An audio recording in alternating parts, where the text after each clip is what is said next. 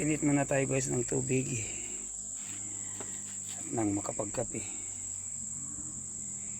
Ayan.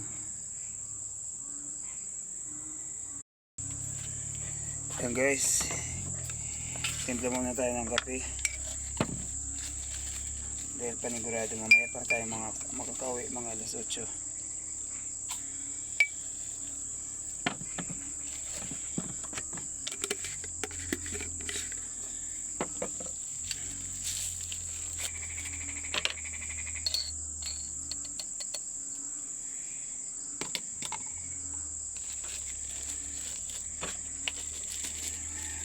Kape tayo guys. Ito ang kapehan namin guys, oh. Original.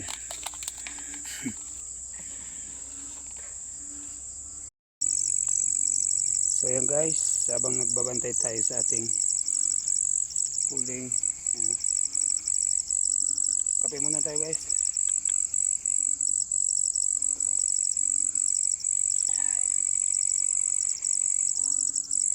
Di pa kasi guys naluluto.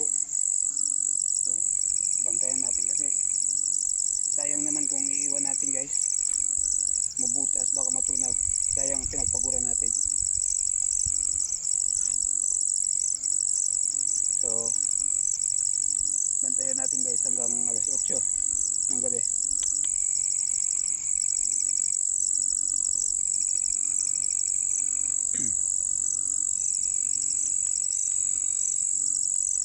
Yan. Ang iba nito guys, uling na yan ang mahilaw pa.